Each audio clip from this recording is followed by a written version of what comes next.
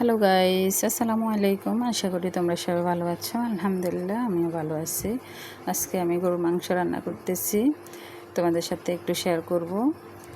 এখানে আমি দিয়ে দিলাম পেঁয়াজ কুচি, পরিমাণ মতো কাঁচামরিচ, তারপর এলাচ, দারচিনি, তেজপাতা, আদা রসুনের পেস্ট দিয়ে দিলাম। এরপরে দিয়ে দিলাম পরিমাণ মতো লবণ, হলুদের গুঁড়া, মরিচের গুঁড়া, এরপরে দিয়ে দিলাম জিরার গুঁড়া, ধনিয়ার গুঁড়া, এরপরে সামান্য পরিমাণ গরম মশলা দিয়ে দিলাম।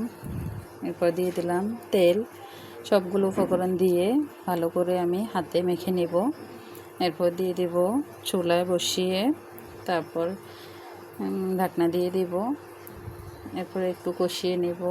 এখানে কোনো পানি দিই নেই, শুধু মশলাগুলো দিয়েছি।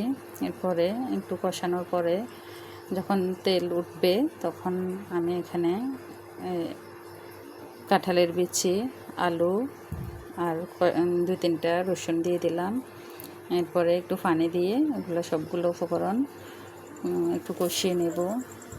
এরপরে কষানোর পর একটু পানি দেব। এরপরে আমার রান্না শেষ। তারপর আমি ভাত খেতে বসলাম। অনেক মজা হয়েছে মাশাআল্লাহ। দেখেন, খুবই মজা হয়েছে। সবাই ভালো থাকবেন।